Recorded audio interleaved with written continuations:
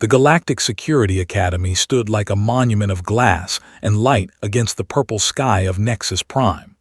Thousands of recruits from hundreds of different species walked through its massive gates every cycle, hopping to earn the prestigious title of Galactic Peacekeeper.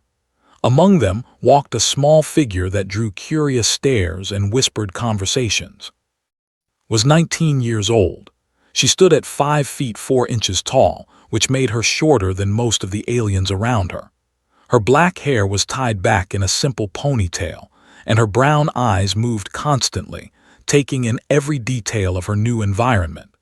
She carried a single bag over her shoulder and wore the standard gray uniform of a first-cycle recruit. To the aliens watching her, she looked incredibly fragile. Her skin seemed too soft. Her bones appeared too thin. She had no protective scales, no natural armor, no claws or fangs visible anywhere on her body. Many of the recruits had never seen a human before in person. They only knew what the databases told them. Humans came from Earth. Earth was classified as a Category 7. This classification meant that the planet was considered extremely hostile to most forms of intelligent life. The gravity was crushing by galactic standards. The atmosphere contained a gas called oxygen that was actually corrosive and flammable. The planet experienced violent weather patterns, earthquakes, volcanic eruptions, and was filled with predators of every size and shape. Most species looked at this data and assumed humans must be massive, armored creatures with thick hides and powerful weapons built into their bodies. When they saw the reality of a small, soft-skinned being with no obvious natural defenses, they felt confused. Some felt disappointed. Others felt something more dangerous. They felt contempt. Noticed the stares but said nothing. She had been warned about this during her preparation on Earth. The galactic community had only made contact with humanity 50 years ago. In that time, humans had proven themselves capable in many fields, but they were still newcomers. Many aliens still viewed them as primitives who had stumbled into space by accident. She walked through the registration hall and received her dormitory assignment. She would be living in Block 7, Room 412. The automated system gave her a small wrist device that served as her identification, key, and communication unit. A holographic map appeared above it, showing her the way to her new home. The dormitory blocks were enormous structures designed to house hundreds of recruits from dozens of different species. Each room was equipped with environmental controls that could adjust gravity, atmosphere, temperature, and lighting to match the needs of its occupant. Found her room and stepped inside. It was small but functional. A bed that could adjust its firmness, a desk with an integrated computer terminal, a small bathroom, and a window that looked out over the academy grounds. She set her bag down and took a deep breath. This was really happening. She was really here. Had worked incredibly hard to reach this point. On Earth, she had been an exceptional athlete, a skilled martial artist, and a brilliant student. She had passed every test the Galactic Academy required, scored in the top percentile on the entrance examinations, and earned one of the very few spots allocated to human recruits each year. Her parents had been worried. Her friends had told her she was crazy, but wanted to prove something. She wanted to show that humans belonged out here among the stars. She wanted to demonstrate that her species was not just a collection of primitives from a dangerous rock. They were capable, intelligent, and worthy of respect. The first day of training would begin tomorrow. She unpacked her few belongings, ate a nutrition bar she had brought from home, and tried to sleep. The gravity here was lighter than Earth, which made her feel strange, like she might float away if she was not careful. But exhaustion eventually overcame the strangeness, and she drifted into an uneasy sleep. Morning came quickly. Woke before her alarm, a habit she had developed years ago. She washed, dressed in her fresh uniform, and made her way to the main training hall. The corridors were already filled with recruits of all shapes and sizes. She saw beings with 4 arms, beings with no arms at all, beings covered in scales, fur, or chitinous plates. She saw creatures that moved on 2 legs, 4 legs, 6 legs, or no legs. The diversity was overwhelming and beautiful. The main training hall was a massive dome that could be reconfigured for any type of exercise or simulation. Today, it was set up as a simple gathering space with raised platforms where instructors would stand. Found a spot near the back and waited. The chief instructor was a named commander. They were tall, slender beings with blue-gray skin and large eyes. They were known throughout the galaxy as excellent administrators and strategists. Commander's voice was amplified by hidden speakers as he welcomed the new recruits and explained the training program. The first cycle would last 6 standard months. During this time, recruits would learn basic law enforcement techniques, galactic law, communication, and physical combat. Those who passed would move on to specialized training. Those who failed would be sent home. After the opening ceremony, recruits were divided into training squads of 10. Was assigned to Squad 17. She looked at her new and felt her heart sink slightly. Most of them were larger than her, much larger. There was a massive reptilian being who stood nearly 8 feet tall and was covered in thick green scales. There was a pair of twins named and Sass, serpentine creatures with 4 arms each. There was a heavyset being with gray skin and tusks jutting from his lower jaw. There were 3 bird-like creatures with sharp beaks and taloned feet. And there were 2, tall and thin with pale skin and large black eyes. None of them looked particularly friendly. The squad was assigned a training area in the southern wing of the academy. They were given lockers, training schedules, and told to begin with basic physical assessments. An automated system would measure their strength, speed, endurance, and reflexes to establish baseline data. Stepped up to the first testing station, which measured grip strength. She wrapped her hand around the sensor and squeezed as hard as she could. The number that appeared made several of her laugh out loud. By their standards, her grip strength was pathetically weak. The speed test came next. Had to run a short distance while sensors measured her velocity. She ran as fast as she could, pushing her body to its limits. The result was respectable by human standards, but again drew laughter from the others. One of a gray-feathered being named, made a clicking sound with his beak. "Is this a joke? The commanders sent us a pet instead of a recruit." The others laughed, said nothing. She moved to the next testing station and completed each assessment without complaint. She knew her numbers would look bad compared to larger species, but she also knew something they did not. The tests measured raw physical output, but they did not measure efficiency. They did not measure technique. They did not measure the ability to use an opponent's strength against them. And they did not measure one crucial factor that made humans dangerous. They did not measure endurance. After the assessments, the squad was given a brief break before afternoon training, found a quiet corner and sat down to eat. She had barely taken a bite when a shadow fell over her. She looked up to see standing over her with his arms crossed. "You should leave," said. His voice was deep and rumbling. "This is no place for a weakling from a worthless planet." Took another bite of her food and chewed slowly. "No, thank you." Leaned closer. His breath smelled like something rotten. "That was not a request. The squad does not want you here. You will slow us down. You will make us look bad. Leave now and we will pretend you were never assigned to us." Looked up at him calmly. "I earned my place here. I passed every test. I have every right to be here." The snorted. "Rights? You have no rights. You are nothing but a fragile thing from a planet that should have been classified as quarantine only. Your species is a mistake. You survived on your world through pure luck, not skill." Stood up slowly. Even at full height, she barely reached chest, but her eyes were steady and her voice did not waver. "I will not leave. If you have a problem with that, you can file a complaint with Commander." For a moment, something dangerous flickered in his eyes. But they were in a public area with other squads nearby and monitoring systems watching everything. He stepped back with a harsh laugh. We will see how long you last, little human. We will see." He walked away and sat back down.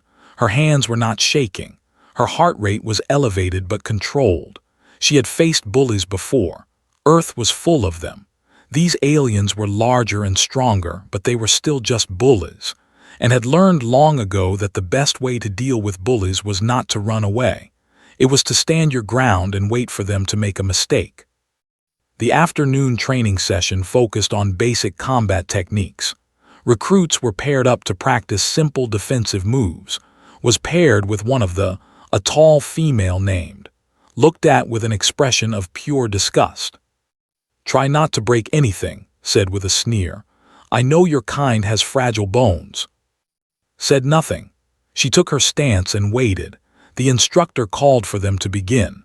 Moved first, reaching out with her long arms to grab shoulders. Shifted her weight, redirected the grip, and stumbled forward off balance. Recovered quickly, her black eyes narrowing. A lucky move. They continued practicing. Became more aggressive with each exchange, trying to prove her superiority. But stayed calm, using technique rather than strength, flowing around attacks rather than meeting them head-on. By the end of the session, had not managed to complete a single successful grab. The instructor, a four-armed named Sergeant, watched the exchange with interest. He made notes on his but said nothing. That night returned to her room exhausted but satisfied. She had survived her first day. She had proven that she would not be intimidated, but she also knew that this was only the beginning, and the others would not give up so easily. They would find other ways to make her life difficult. She was right. Over the following days, small acts of harassment became common. Her equipment would go missing. Her locker would be jammed shut. Her food would be contaminated with substances that smelled terrible to human senses. Notes would appear on her door with crude messages telling her to go home. Documented everything but reported nothing. She knew how these situations worked. If she complained, she would be labeled as weak, as unable to handle the pressure. And the harassment would only get worse. So she endured. She fixed what she could, replaced what she could not, and continued to excel in her training. Her performance in physical combat continued to surprise her. Despite her lower raw strength scores, she consistently performed well in sparring sessions. She was fast, precise, and seemed to anticipate her opponent's moves before they made them. The instructors noticed and began to pay more attention to her. This attention only made her hate her more. After 2 weeks, had established herself as the top performer in technical skills within Squad 17. Her understanding of galactic law was excellent. Her communication scores were the highest in the squad, and her combat technique ratings were consistently impressive. But none of this mattered to and his followers. If anything, it made things worse. They saw her success as an insult, a challenge to the natural order they believed in. A fragile human should not be outperforming them.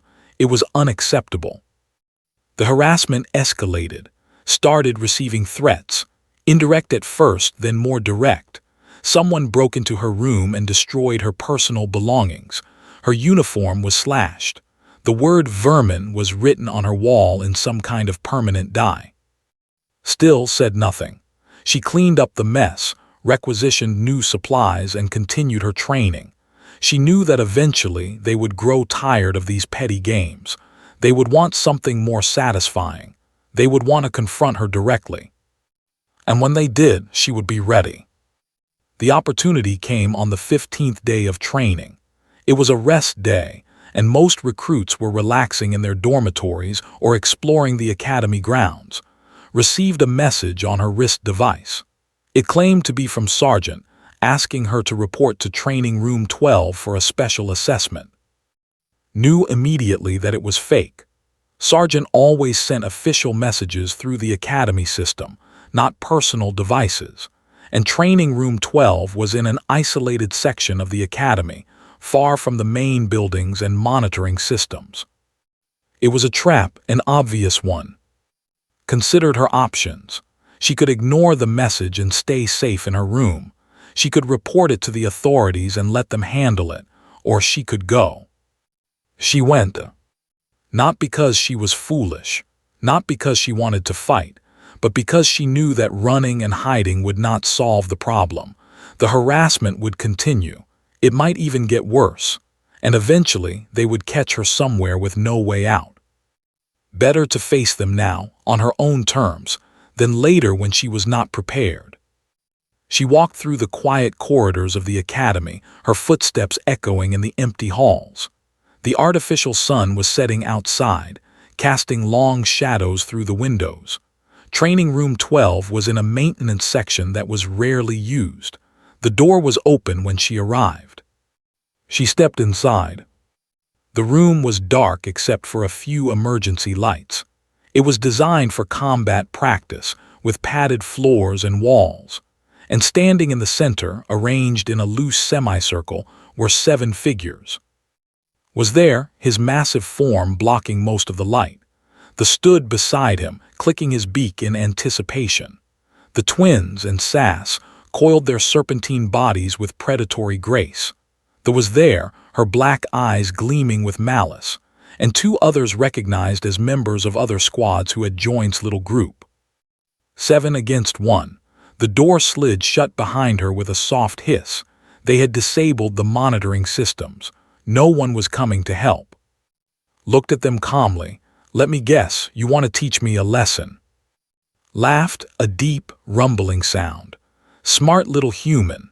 Yes, we are going to show you where you belong. We are going to break enough of your fragile bones that you will have no choice but to crawl back to your pathetic planet. And if I fight back, then we will break more bones, cracked his massive knuckles. There are 7 of us and 1 of you. You have no chance. Accept your punishment and we might leave you able to walk. Took a slow breath. She could feel her heart rate increasing, her senses sharpening, her muscles warming up with anticipation. This was the moment she had been waiting for, not because she wanted violence, but because she knew it was necessary. Some lessons could only be taught through action. You know, said quietly, on Earth we have this saying, never corner something meaner than you. Snorted, you meaner than us, you are a joke. Smiled, it was not a friendly smile. I was not talking about mean as in cruel, I was talking about mean as in dangerous. She shifted her stance slightly, her weight balanced perfectly, her muscles coiled like springs. You see, the problem with your little plan is that you looked at my test scores and thought you knew what I was capable of. You saw low numbers and assumed weakness. Her voice grew colder. But those tests only measure what I can do when I am not trying to hurt anyone. They measure controlled output, safe output. She looked at directly. Do you want to know what a human can do when they are not holding back? For just a moment something flickered in his eyes. Something that might have been doubt, but he was too committed now, too proud to back down in front of his followers. He snarled and raised his massive fists. Enough talk, get her. All 7 of them moved at once. What happened next would be analyzed by academy instructors for years to come. The security footage from a maintenance camera that group had failed to disable would be studied, slowed down, examined frame by frame. And even then, many viewers would struggle to understand exactly what they were seeing. In that footage, 7 large, powerful alien beings charged at a small human female. The human did not run. She did not scream. She moved. The first to reach her was one of the twins, who lunged forward with all 4 arms extended. The human ducked under the grab, pivoted on 1 foot, and delivered a strike to the side of this neck with the edge of her hand. The strike hit a cluster of nerves that existed in most vertebrate species. His eyes rolled back, and she collapsed instantly. Time elapsed, 1.2 seconds. The other twin, Sass, screamed in rage and attacked from the left. The human was already moving, flowing like water around the flailing arms. She grabbed one of Sass's wrists, twisted sharply, and used the serpentine creature's own momentum to throw her into, who was approaching from behind. Both went down in a tangle of limbs. Time elapsed, 3.1 seconds. He attacked with his taloned feet, leaping into the air with claws extended. The human at the last possible moment and delivered a devastating kick to his knee joint as he landed. The joint was not designed to bend in that direction. There was a sickening crack and went down screaming. Time elapsed, 4.7 seconds. The two squad members from other groups hesitated, their confidence suddenly shaken. That hesitation cost them. The human moved between them with impossible speed, striking pressure points and vulnerable joints with surgical precision. One took an elbow to the solar plexus and doubled over, unable to breathe. The other received a palm strike to the chin that snapped his head back and sent him crashing to the ground. Time elapsed, 6.9 seconds. Sasson had untangled themselves and were trying to rise. The human was on them before they could fully stand. Took a knee to the face that shattered her nose and sent dark blood spraying across the training mats.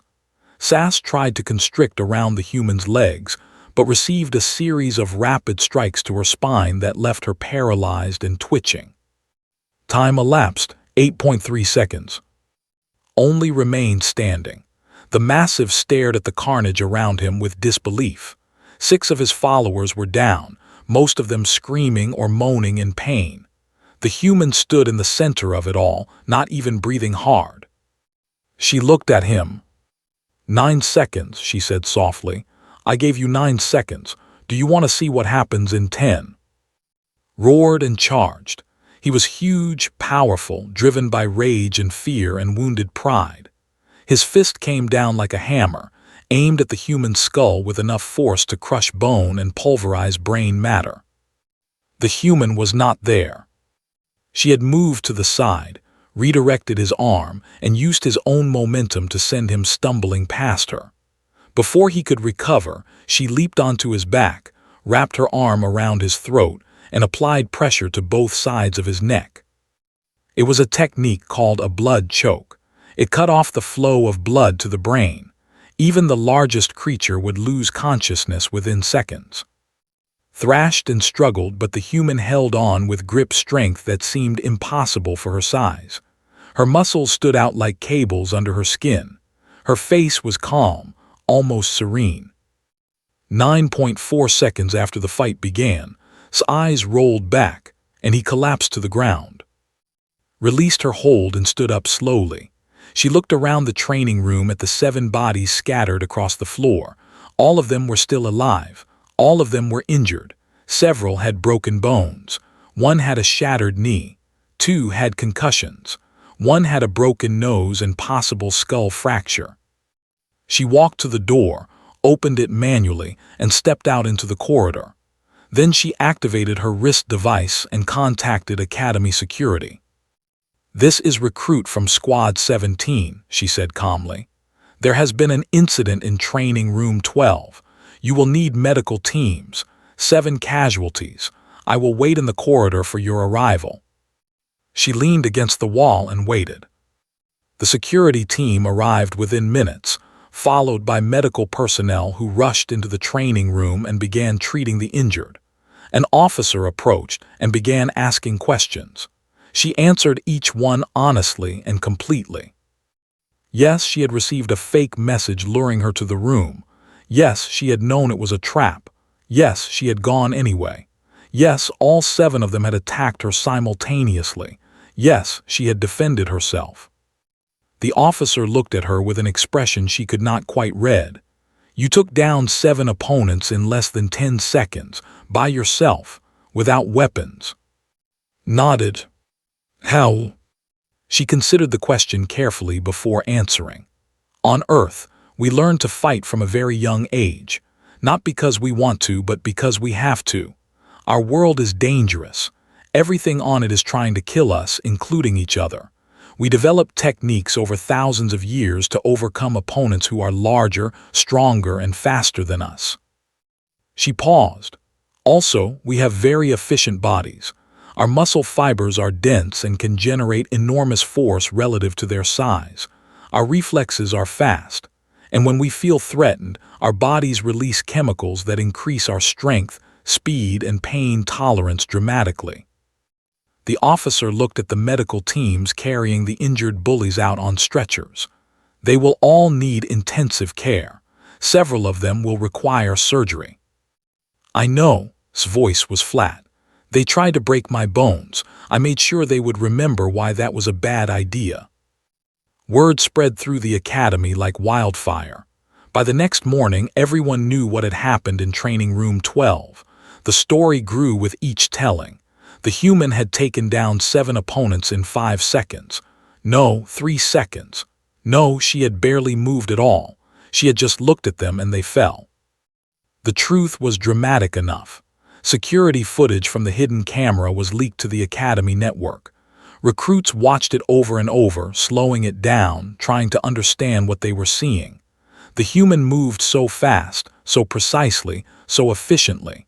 It was like watching a predator among prey. Commander summoned to his office that afternoon. She stood at attention before his desk, waiting for whatever punishment was coming. She had expected to be expelled. She had hurt 7 fellow recruits badly. Surely there would be consequences. Commander studied her for a long moment with his large, dark eyes. "Recruit, I have reviewed the evidence from last night's incident. The footage, the messages, the testimony of witnesses, and the medical reports of the injured parties." Said nothing. "The 7 recruits who attacked you have all confessed under questioning. They admitted to planning the assault, disabling monitoring systems, and intending to cause you serious physical harm." He paused. "They have been expelled from the academy and will face criminal charges for assault." Blinked, "They are being expelled, not me. You acted in self-defense against overwhelming odds. You used proportional force to neutralize a threat to your life. You then immediately reported the incident and cooperated fully with investigators." Commander leaned back in his chair. "Those are the actions of an exemplary recruit, not a criminal." He was quiet for a moment. "I must admit, I was skeptical when human recruits first began applying to the academy. Your species is so new to the galactic community, so different from what we expected. Many of us assumed that beings from a category 7 would be larger, more obviously dangerous." His large eyes met hers. "We were wrong. You are dangerous in ways we did not anticipate, not because of your size or strength, but because of your skill, your adaptability, and your refusal to surrender." He stood and extended his hand in a gesture he had learned was customary among humans. "Welcome to the Galactic Security Academy, recruit. I believe you will do very well here." Shook his hand. Her grip was firm and steady. She returned to her dormitory to find a crowd gathered outside her door. Recruits from dozens of different species stood in the corridor, watching her approach. She tensed, ready for more trouble. But then something unexpected happened. They stepped aside to let her pass, and as she walked through them, she heard something she had not heard since arriving at the academy. "Respect," someone whispered, not as an insult, as a title. Entered her room and closed the door behind her. She sat on her bed and looked at her hands. The same hands that had sent 7 beings to the medical center in 9 seconds. The same hands that had been written off as weak and fragile. She thought about her parents back on Earth, worrying about their daughter alone among the stars. She thought about her friends who had called her crazy for wanting this. She thought about all the humans who would come after her, following the path she was helping to clear. This was why she had come, not just to prove herself, but to prove her species. To show the galaxy that humans were not fragile, not weak, not a mistake. They were survivors. They were predators. They were the children of a world that had spent millions of years trying to kill them and had failed. And now they were here among the stars, ready to take their place. Lay back on her bed and smiled. This was only the beginning.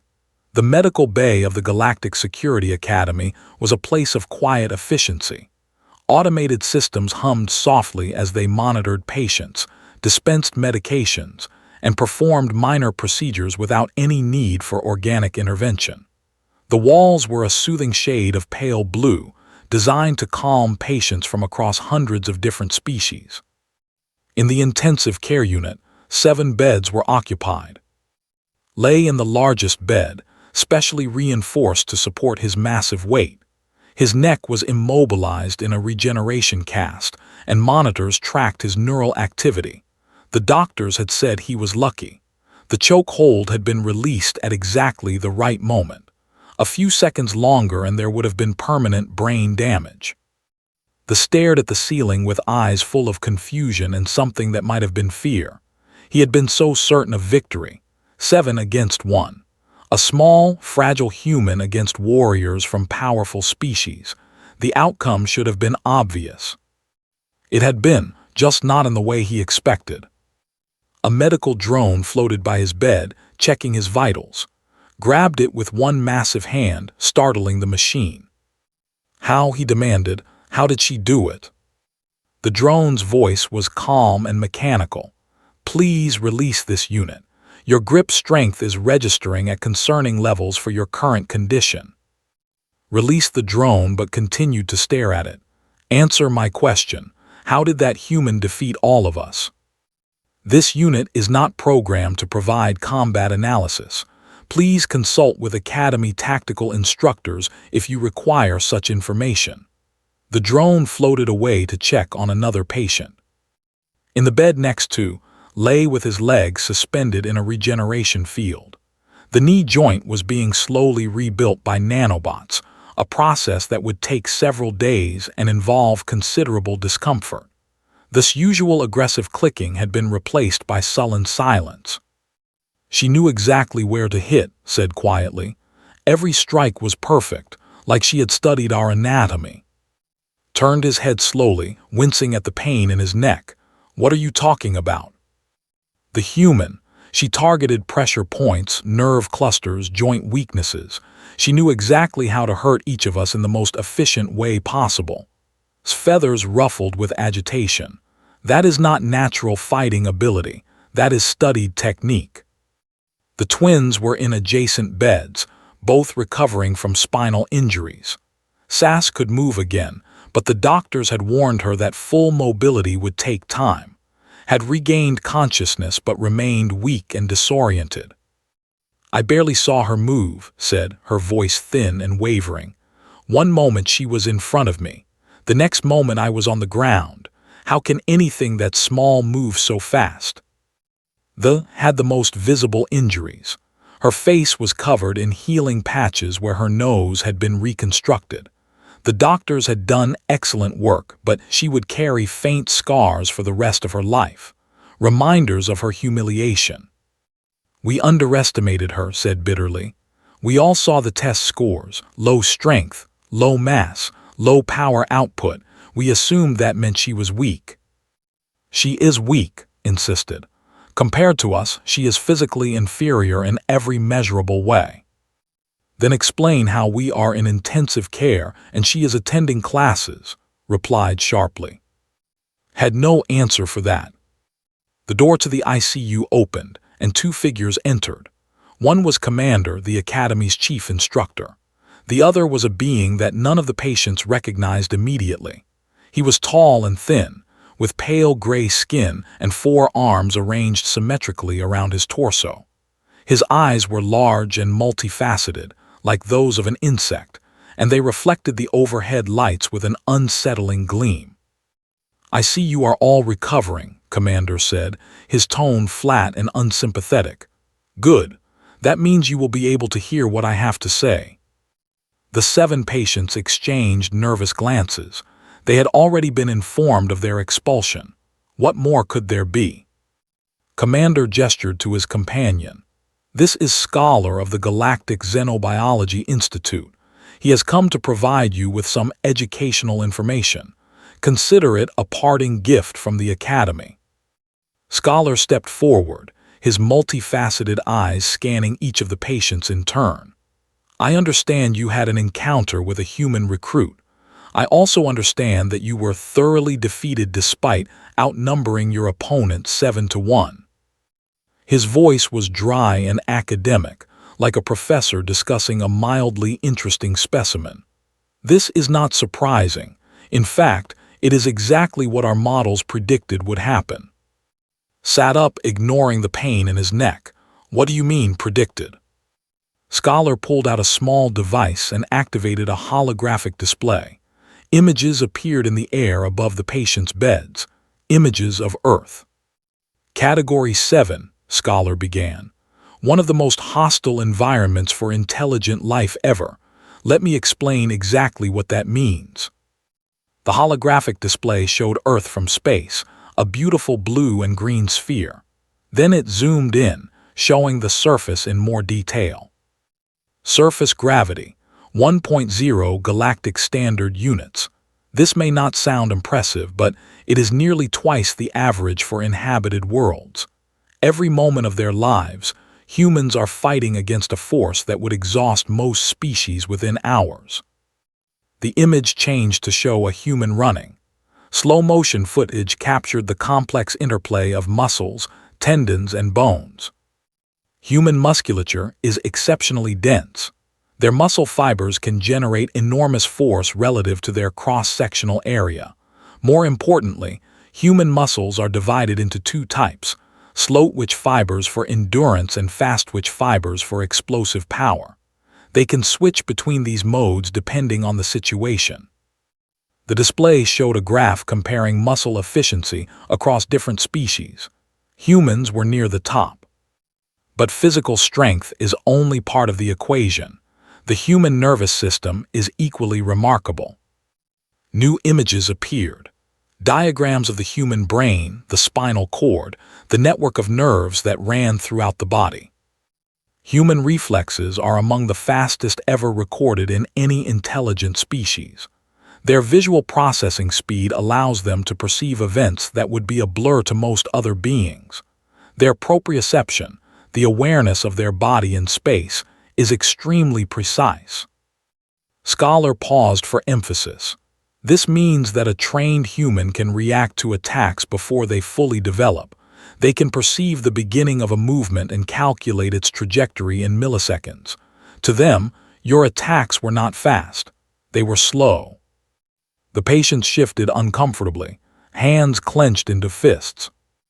There is more, Scholar continued. Humans have a unique physiological response to danger. They call it the fight-or-flight response, but this is an oversimplification. When a human perceives a threat, their body releases a cascade of hormones including adrenaline, cortisol, and noradrenaline. These hormones produce immediate physical changes. The holographic display showed a human body, with glowing indicators highlighting various systems. Heart rate increases dramatically. Blood flow is redirected to the muscles. Pain receptors are suppressed. Reaction time decreases. Strength and speed both increase significantly. Scholar's voice took on a note of something like admiration. In essence, humans have a built-in combat enhancement system that activates automatically when they are threatened. He looked at the 7 patients. When you attacked that human recruit, you triggered this response. You were not fighting a frightened weakling. You were fighting a biological combat machine operating at peak efficiency. Spoke up, his voice strained. But she is so small. How can she generate enough force to cause this kind of damage? Scholar nodded approvingly at the question. An excellent observation. Humans compensate for their smaller size through technique. Over thousands of years, they have developed fighting methods that maximize the efficiency of force application. The display changed to show various human martial arts techniques. They target pressure points, nerve clusters, and structural weaknesses. They use leverage and momentum to multiply their effective power. They know exactly how to disable larger opponents with minimal energy expenditure. He paused. The human recruit you attacked has been trained in multiple martial disciplines since childhood. She knows more about how to hurt other beings than most professional warriors. Commander stepped forward. There is one more thing you should understand. The human recruit showed considerable restraint during your encounter. The patients looked at him with disbelief. The security footage analysis indicates that she could have killed all of you easily. The techniques she used were designed to incapacitate, not to destroy. She deliberately avoided strikes that would have caused permanent damage or death. Commander's voice was cold. She sent you to intensive care because she wanted to teach you a lesson. If she had wanted to kill you, you would be in the morgue. The silence in the medical bay was absolute. Scholar deactivated his holographic display. In conclusion, you made a common mistake. You assumed that physical metrics translate directly to combat effectiveness. They do not. A human is not weak simply because they are smaller than you. They are different, and in many ways that difference makes them more dangerous, not less. He turned to leave, then paused at the door. I suggest you remember this lesson. Humans are becoming more common in the galactic community. You will encounter them again. I advise against antagonizing them. Commander followed the scholar out. The door closed behind them, leaving 7 patients alone with their thoughts and their pain. Stared at the ceiling for a long time. His whole understanding of the universe had shifted. He had grown up believing that size and strength were the only measures that mattered. His species, had built their entire culture around physical dominance. The strongest ruled. The weak served or were destroyed. But the human had shattered that belief with her bare hands. We were fools, said quietly. We attacked her because we were afraid. The others looked at her in surprise. Think about it, she continued. We saw her test scores and laughed, but we also watched her perform in training. We saw how she moved, how she thought, how she learned. Deep down, we knew she was something unexpected, something dangerous, and that terrified us. She touched the healing patches on her face. We attacked because we wanted to destroy the thing that frightened us. Instead, we proved that we were right to be afraid. In the days that followed, the 7 former recruits were transferred to a holding facility to await trial. Their families were of their expulsion and impending charges. Some would face serious legal consequences. Others would be allowed to return home in disgrace. But for all of them, the memory of those 9 seconds would never fade. Meanwhile, at the academy had become something between a celebrity and a legend. Recruits from every species wanted to talk to her, train with her, learn from her. The fear and contempt she had faced during her first weeks had transformed into fascination and respect. She handled the attention with the same calm that had served her so well in the training room. She answered questions patiently, demonstrated techniques when asked, and continued to excel in her studies and physical training. But she did not brag. She did not gloat. She simply did her work and let her performance speak for itself. Squad 17 was reorganized with new members to replace the expelled recruits. The new squad members were cautious around at first, but her friendly demeanor and willingness to help soon won them over. She became an unofficial team leader, helping her with difficult coursework and providing tips on combat technique. 3 weeks after the incident was called to Commander's office again. This time, there was a third person present. A human woman in a military uniform that did not recognize. Recruit, Commander said formally. This is Colonel Sarah Martinez of the United Earth Defense Force. She has requested permission to speak with you. Saluted, a gesture that felt strange in the alien environment, but seemed appropriate given the colonel's military bearing. At ease, Colonel Martinez said with a slight smile. I am here unofficially so you can relax. Lowered her arm but remained standing. How can I help you, Colonel? I watched the footage of your fight, the Colonel said directly. Impressive work, very clean, very efficient. Who trained you? My grandmother, initially. Then several instructors at different schools. I have studied multiple martial arts since I was 5 years old. The Colonel nodded. It shows. You have excellent instincts and even better technique. She paused, studying with sharp eyes. Do you know why I am really here? Considered the question. I assume it has something to do with human-galactic relations. Smart girl. Colonel Martinez gestured for to sit, and both women took chairs facing Commander's desk. Let me explain something to you. Humanity is in a difficult position right now. We are new to the galactic community. We are still proving ourselves. Every human who goes out among the stars represents our entire species. She leaned forward. What you did in that training room will have consequences far beyond this academy. The footage has spread across the galactic network. Millions of beings have now seen a human take down 7 larger opponents in 9 seconds. They are asking questions. They are reassessing their assumptions about our species. Felt a chill run down her spine. Is that good or bad? Both, the colonel admitted. On one hand, it demonstrates that humans are not to be underestimated, that we are capable warriors despite our small size.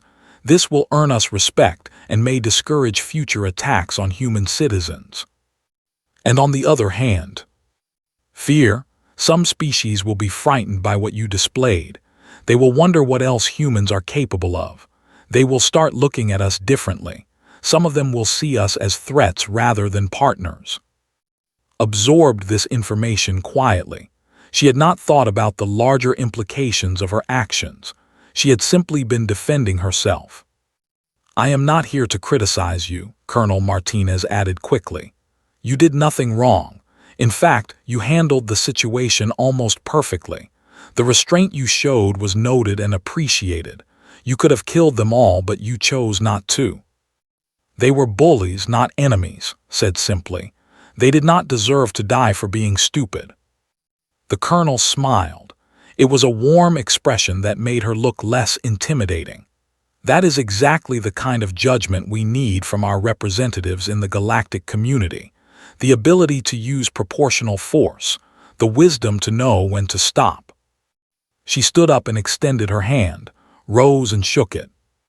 Keep up the good work, recruit. Earth is watching, and we are proud of you. After the colonel left, Commander asked to stay for a moment longer. His large eyes studied her with an expression she had learned to recognize as curiosity mixed with respect. I have been reviewing your records, he said. Your performance since the incident has been even more impressive than before. You are currently ranked first in your cohort in overall scores. Nodded but said nothing.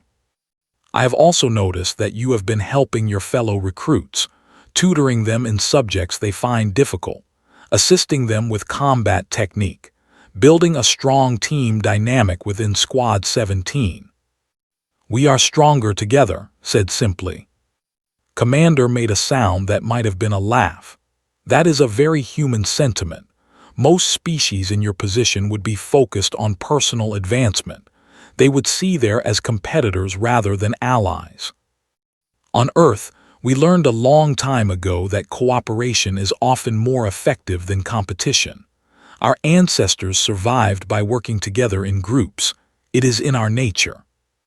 The commander was quiet for a moment. I must admit, when the first human applications arrived at the academy, I was skeptical. I thought your species was too young, too inexperienced for the demands of galactic peacekeeping. He stood and walked to the window of his office, looking out at the purple sky of Nexus Prime. I was wrong. You have demonstrated qualities that we value highly in this profession: courage, skill, restraint, leadership, and something else that is harder to define. He turned back to face her. Resilience, the ability to face adversity and not just survive but thrive, to turn obstacles into opportunities, to grow stronger from challenges that would break other beings. Thought about his words. We call it grit. On Earth, it is considered essential.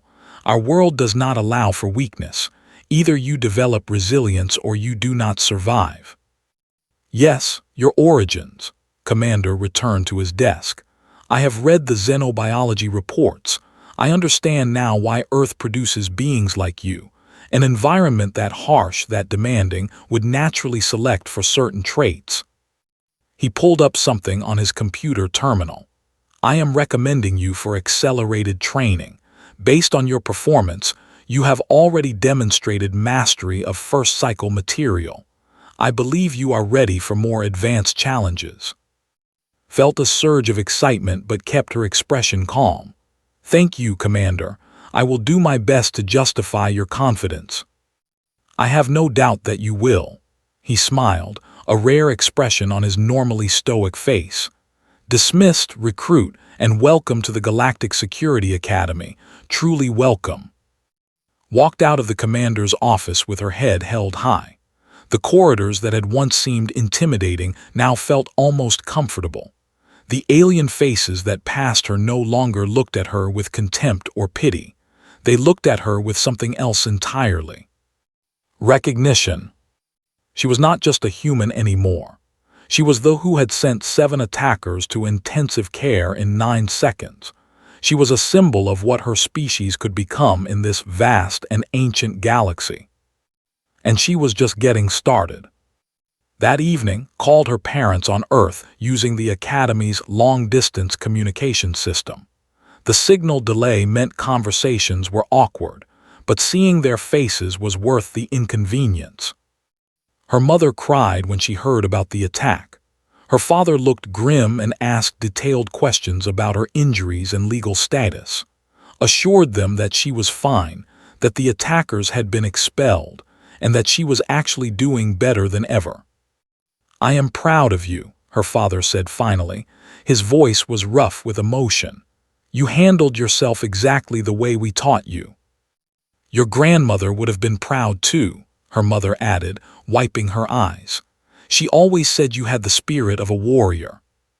Touched the screen, wishing she could reach through it to embrace them. "I miss you both, but I am doing something important here. I am showing them what we can be." "We know," her father said, "and we are behind you every step of the way." After the call ended, sat in the quiet of her room and thought about everything that had happened. In just a few weeks, she had gone from an outsider and target to a respected member of the Academy community. She had proven herself in the most dramatic way possible.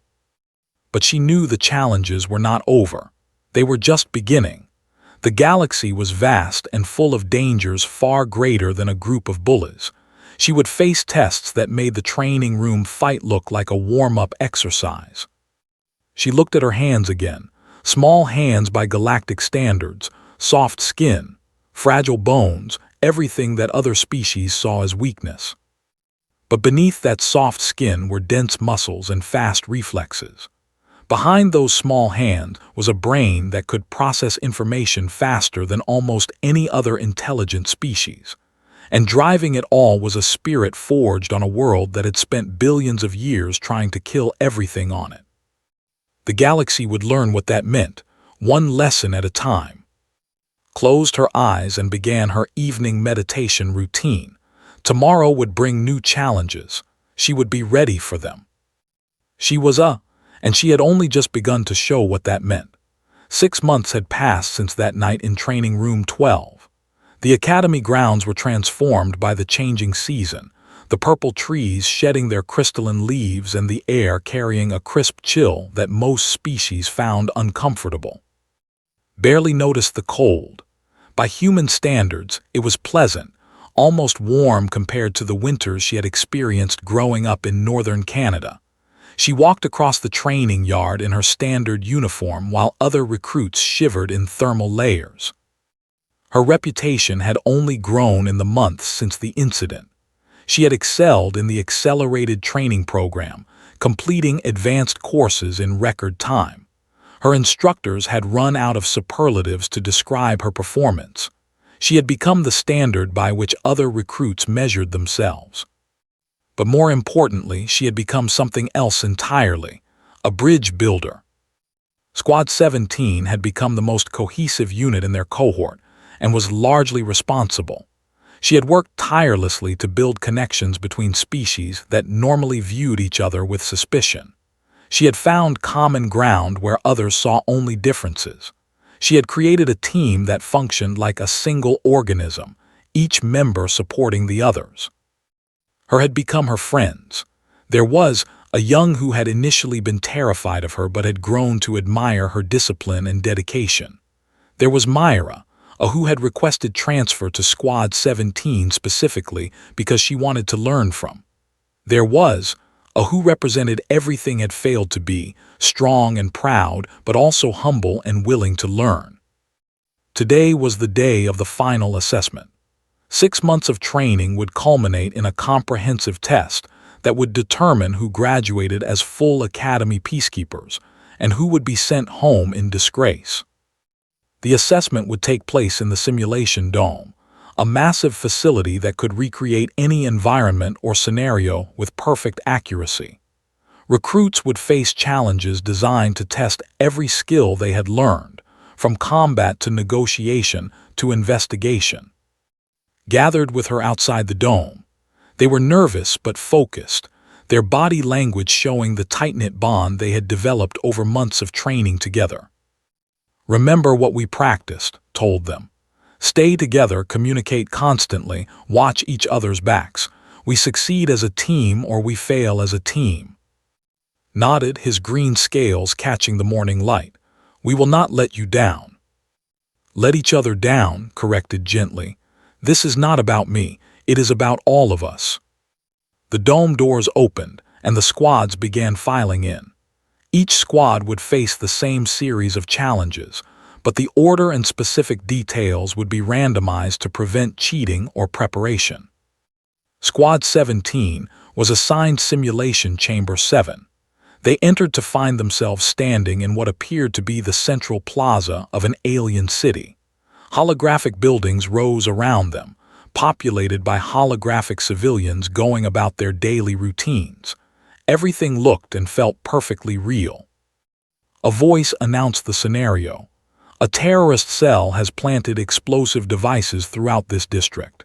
Your mission is to locate and disable the devices, apprehend the terrorists, and protect civilian life. You have 60 minutes. Begin." Immediately took charge, dividing the squad into 3 teams. She would lead the investigation team, searching for clues about device locations. Would lead the protection team, coordinating civilian evacuation. Myra would lead the technical team, handling device disposal once located. They moved through the simulated city with practiced efficiency. S team questioned holographic witnesses, examined crime scenes, and pieced together a pattern in the device placement. Her ability to read alien body language, something she had studied intensively, allowed her to identify which witnesses were reliable and which were holding back information. 20 minutes into the simulation, they had located 3 of the 5 devices. Myra's team had successfully disabled 2 of them, but time was running out and the remaining devices were proving harder to find. Closed her eyes and thought, the terrorists were smart. They had planned carefully. Where would they hide the most devastating devices? Her mind raced through possibilities: population density, structural weaknesses, emergency response patterns. She had studied terrorist psychology as part of her advanced coursework, and she drew on that knowledge now. "The transit hub," she said suddenly, "and the power station. Maximum chaos, maximum casualties." Her team moved out immediately. They reached the transit hub with 15 minutes remaining and found the device hidden beneath a bench in the main terminal. Myra disabled it with seconds to spare. The power station was harder. It was guarded by simulated terrorists, and the device was rigged with anti-tamper mechanisms that would trigger it if removed incorrectly. Assessed the situation quickly. 5 terrorists, armed with plasma weapons, positioned around the device. Direct assault would be possible but risky. The device might be triggered before they could stop it. "I need a distraction," she told her team. "Something loud at the north entrance. Draw their attention for 3 seconds." Grinned, his tusks gleaming. "I can do loud." He moved to the north entrance while circled around to the south.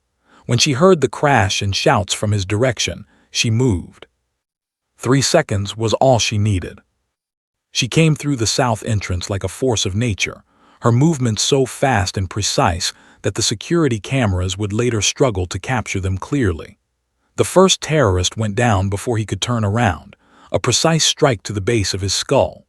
The second and third fell almost simultaneously, their weapons clattering uselessly to the ground. The fourth managed to raise his weapon, but found his arm locked in a joint hold that forced him to drop it screaming. The fifth reached for the device trigger, but was stopped by his hand clamping around his throat. "Tell me the disarm code," she said calmly, "or I squeeze." The simulated terrorist's eyes bulged. He gave up the code. Myra rushed in and entered the sequence. The device powered down with a soft whine. The simulation ended. The buildings faded, the civilians vanished, and the squad found themselves standing in an empty dome with assessment officers watching from observation platforms above. Commander's voice echoed through the space. "Squad 17, time 42 minutes, devices neutralized 5 of 5, terrorists apprehended 8 of 8, civilian casualties 0. He paused. "That is a new record for this scenario. Well done." Erupted in cheers, embracing each other in celebration. She allowed herself a small smile but remained focused. The assessment was not over yet. The next challenge was a negotiation scenario, a hostage situation involving multiple species with competing interests and grievances. The squad had to find a resolution that satisfied all parties without violence. This was weakest area, or so she had thought at the beginning of training. Humans were known for their direct approach to problems, their preference for action over talk. But she had worked hard to develop her diplomatic skills, studying communication patterns across dozens of species. The scenario was complex. A group of workers from a low-status species had taken executives from a powerful corporation hostage, demanding better working conditions. The corporation wanted the workers eliminated as an example to others. Local government wanted a peaceful resolution that would not disrupt trade.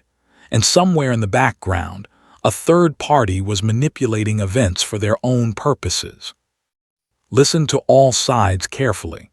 She identified the underlying interests beneath their stated positions. She found the points of potential agreement that others had missed. It took the full 60 minutes, and there were several moments when she thought they would fail. But in the end, she crafted a solution that gave the workers meaningful concessions, protected the corporation's essential interests, satisfied the government's need for stability, and exposed the third-party manipulator.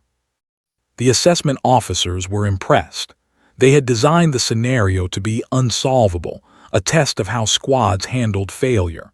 Squad 17 was the first to find a complete resolution. The final challenge was the most difficult, a combat simulation against overwhelming odds. The squad was dropped into a war zone and told to hold a strategic position against waves of enemy attacks until reinforcement arrived. There was no trick to this one, no clever solution that would let them avoid the fighting. They simply had to survive. Wave after wave of simulated enemies crashed against their position, directed her with calm precision, positioning them to maximize their defensive capabilities, rotating them to manage fatigue, pulling back when necessary and counterattacking when opportunities presented themselves. The simulation lasted 2 brutal hours. By the end, everyone in the squad was exhausted, their simulated injuries mounting with each passing minute. But they held. When the final wave broke against their defenses and the simulation ended, all members of Squad 17 were still standing. It was the best performance in the history of the final assessment. The graduation ceremony was held 3 days later in the Grand Hall of the Academy. Thousands of recruits who had survived the training program stood in ordered ranks, their families watching from observation galleries above. Stood at the front of Squad 17, her uniform crisp and her posture perfect. She could see her parents in the gallery, having made the long journey from Earth for this moment. Her mother was crying again, but this time the tears were pure joy. Commander addressed the graduating class with a speech about duty, honor, and the responsibilities of a galactic peacekeeper.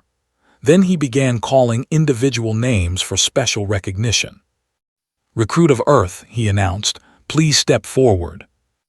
Walk to the center of the stage, conscious of thousands of eyes watching her. Recruit has demonstrated exceptional performance throughout her time at the Academy. She has consistently ranked first in her cohort across all metrics. She has set new records in multiple assessment scenarios, and she has shown leadership qualities that have elevated everyone around her. He paused, and something in his expression changed. It was almost warm. She has also shown something else, something that cannot be measured by tests or rankings. She has shown us what the word truly means, not just survival but thriving, not just strength but wisdom, not just the ability to fight but the judgment to know when to fight and when to seek another path. He turned to face her directly. "It is my honor to present you with the Commander's Citation for Excellence, the highest honor the Academy can bestow on a graduating recruit." A medal was pinned to her uniform. The audience applauded, kept her expression neutral, but inside she felt a warmth that had nothing to do with the temperature. After the ceremony, there was a reception where graduates mingled with family members and Academy staff. Found herself surrounded by admirers, both alien and human, all wanting to congratulate her and hear her story. She answered their questions politely, but kept looking for an escape route. Large crowds still made her uncomfortable, a remnant of her quiet childhood. She finally found refuge on a balcony overlooking the Academy grounds. She was not alone for long. Her parents found her there, and she finally allowed herself to relax as they embraced her. "We are so proud of you," her father said, his voice rough with emotion. "I could not have done it without everything you taught me," replied. Her mother stroked her hair gently. "Your grandmother would have loved to see this day. She always believed you were destined for something special." They stood together in comfortable silence, watching the alien sun set over the Academy. The sky turned from purple to deep violet to black, and unfamiliar stars began to appear. "What happens now?" her father asked. "I have been assigned to a peacekeeping unit in the outer territories," said. "There is a lot of conflict out there. Species fighting over resources, territory, ideology. The unit's job is to keep the peace, protect the innocent, and bring justice where it is needed." "Sounds dangerous," her mother said with concern. "It is, but it is also important. Someone has to do it, and I want that someone to be me." Her father nodded slowly. "That is very human of you, always running toward the danger while everyone else runs away." "Someone has to," repeated. A chime on her communication device interrupted the moment.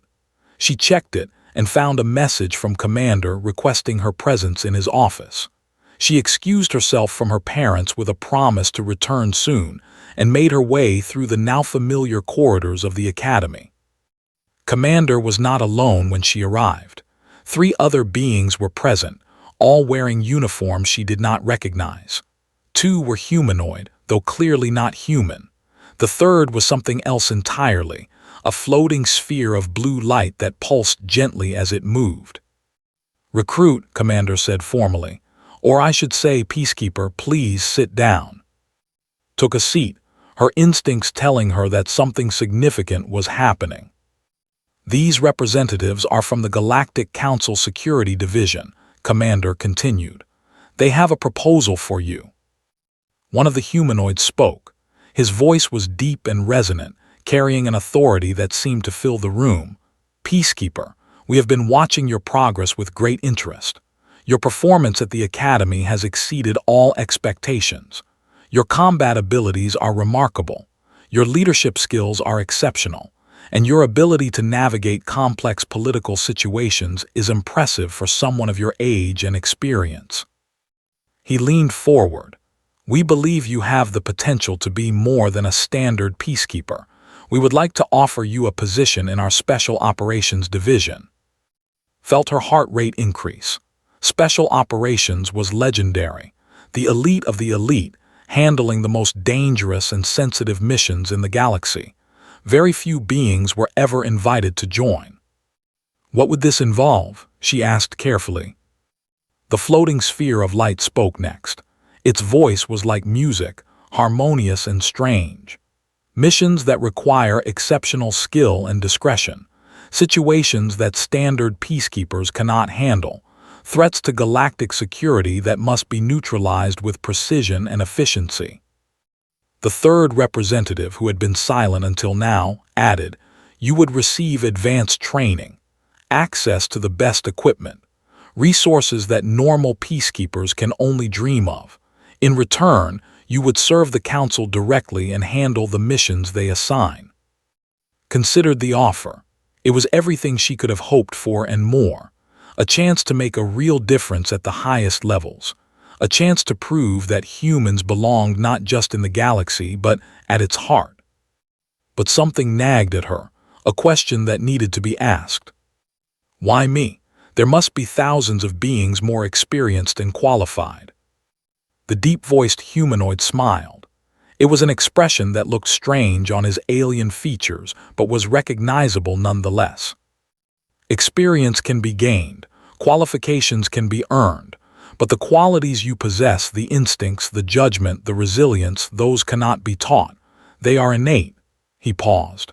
And frankly, Peacekeeper, you have something else that interests us greatly.